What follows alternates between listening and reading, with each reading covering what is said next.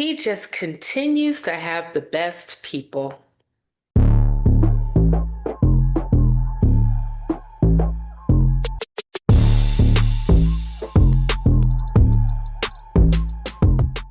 Hey, everybody. My name is Cynthia, and welcome to another episode of The Roots Matter. The Roots Matter is a show that talks about news and politics and also things that are happening in life from an atheist point of view that happens to be a Black woman. And today we're talking about the newest nomination, Brent Bozell, who has been appointed to be the ambassador of South Africa. So, this particular article that I'm coming from actually comes from the commondreams.org. It was written by Brad Reed and published on October 24th, 2025. So, let me go ahead and pull up the article so that we can read it together.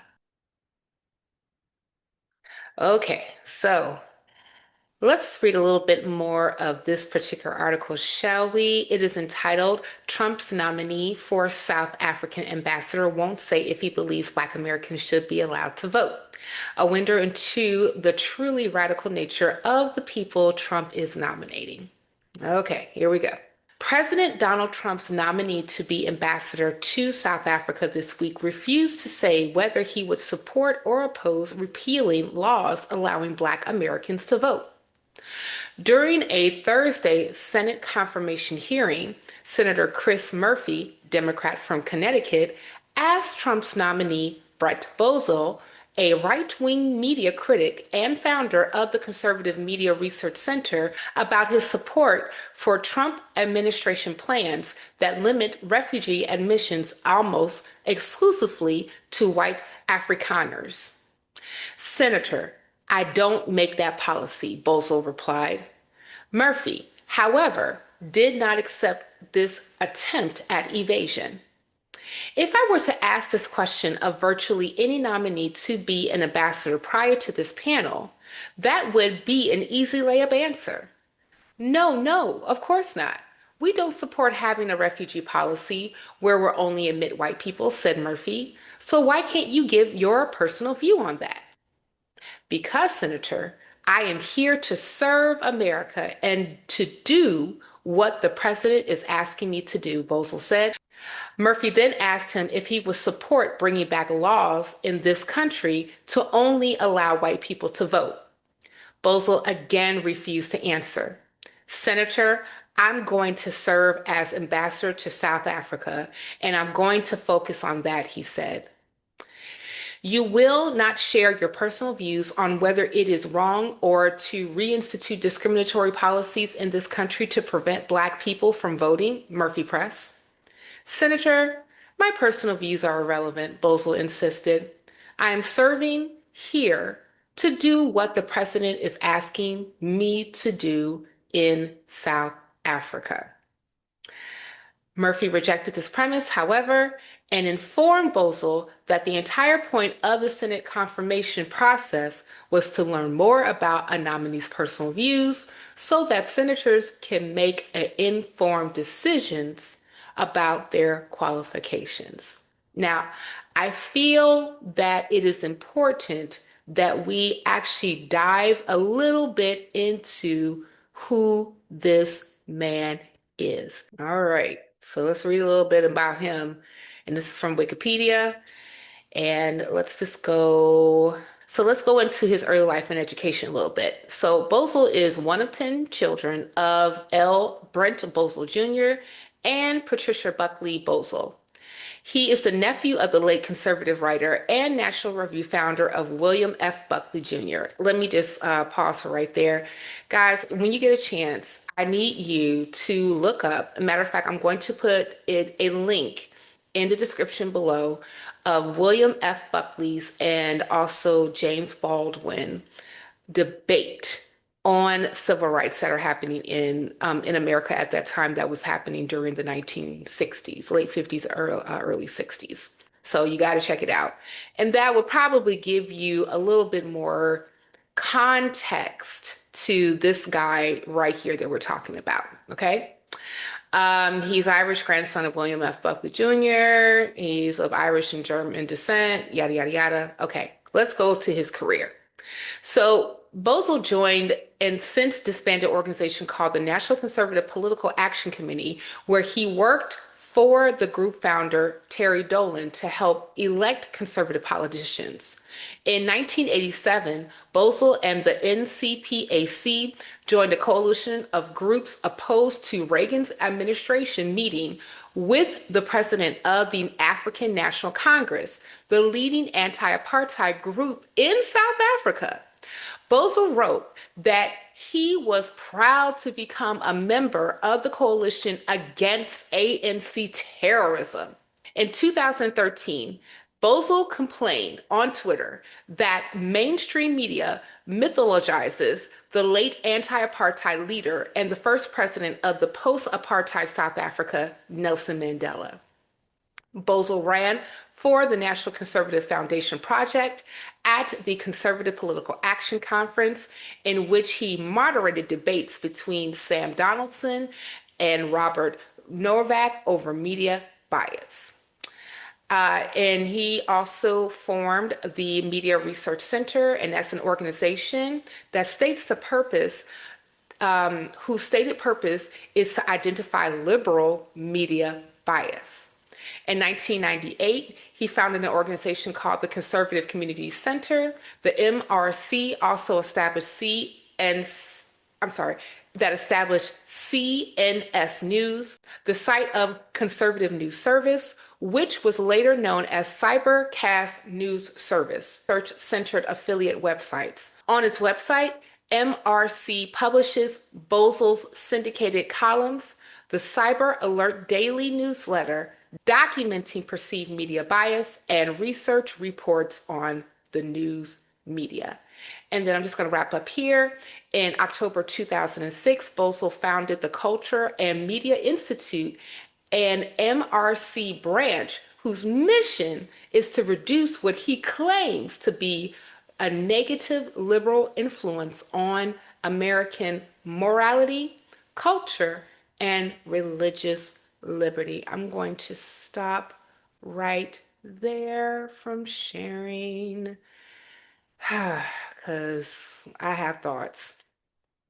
So going back to the article in of itself, he refused to even say that Black Americans should be able to vote.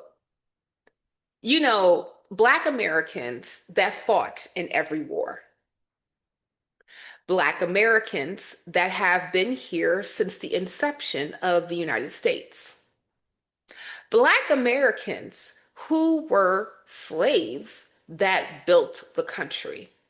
Don't let anybody tell you that this nation was not built on the backs of slaves and slave labor. I often like to make this analogy that when you look at business, or make this example rather, when you look at business, about 70% of an income for a business goes to labor. Just imagine if you were only to pay a fraction of that, or not at all, and still have a labor force to help you with your service and or your being able to get product so that you can sell it not only here domestically, but also globally. Can you imagine when you cut out labor alone, what type of profits you will be able to not only garner, but also keep so that your bottom line is bigger than expected? That was what slavery did for the United States. Slavery propelled the United States as an economic global power. In actuality, before the Civil War, You had more millionaires in Mississippi alone than you did throughout the majority of the country. Mississippi, one of the poorest states right now in our union, boasted to have the most millionaires because of slavery. And if you go throughout history, you already know the hard, long fight that African Americans had to endure just to be able to have their voices heard when it came to voting. The Southern Dixiecrats at the time, after the Civil War ended in 1865, and you had a slew of African American men that were um, elected to Congress in the South specifically, once Reconstruction was gone, so were they. And then you introduce Black codes and also Jim Crow laws in order for you to be able to separate not only Black folks from white folks, but also to disenfranchise them, including their vote. And to this very day, we are experiencing the disenfranchisement of Black Americans when it comes to voting. Because we happen to be the most progressive voting bloc in the United States. And our vote oftentimes changes elections, along with our activism, along with our advocacy. And for this man, and I could see for a plethora of reasons why he was chosen by 47, the orange agent that happens to be occupying the White House at this particular time. He has a long history of conservative activism and also being against progress and even opposed the enfranchisement or of Reagan. All people, Reagan speaking to the ANC because at that particular time in 87, there was a lot of organizing around the ending of apartheid in South Africa. It was 2 years later that Nelson Mandela was released from prison. He served in prison for his activism for 27 years and then ended up becoming the first Black president in South Africa in the early 90s. So it's no surprise that we now have this guy anointed by the the fascist in chief that we are under right now and this regime to continuously push racist, bigoted ideology. You can't say, or no, it's not you can't say, you won't say that you support Black Americans voting because you don't believe that Black Americans should vote. You don't believe that Black people should have any say in how the government goes, how we are represented, how we even show up in the nation. We should have no say. We should be back in our own Jim Crow apartheid time periods. Poll taxes, grandfather clauses about who can vote and who can't. The test that they will only give to Black people in order for them to see if they can pass, in order for them to vote, that was completely biased, and white people couldn't have, white people or white men, because this is before the 19th Amendment, did not have to take. You know? So he does it again, and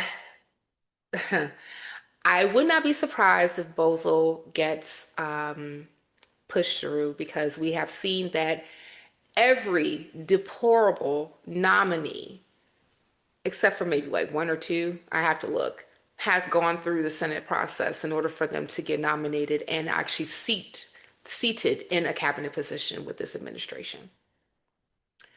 And it's so appropriate at this particular time that you would hear him say that I'm only here to do what the president says. Exactly. We know that. We know that, sir, because according to Project 2025, you fill cabinet and appointed seats that will do the bidding of dear leader. And here we are. We even have the Supreme Court that's going to be hearing a case concerning voters' rights. And because of the precedent that they have set, I'm pretty sure that it will be gutted. Good grief. It's hard to have hope right now, ain't it? But we have to keep informing ourselves in order for us to know what is going on so that we know how to resist. And that's the video, guys. I hope you enjoyed it. Tell me what you think about this whole thing. You know, read the articles. I'm going to put all the descriptions in the show notes below. Um, Give me feedback on what you think about all the things that I have been talking about. Even if you don't agree with me, please say, Cynthia, I don't agree with you, and this is why. Let's talk about it. And also make sure you like this video and also subscribe to my channel. And if you want to support me, I do have a Patreon, all those links down below. And I'll see you at the next go round. And remember, as always, when it's all said and done, the roots matter.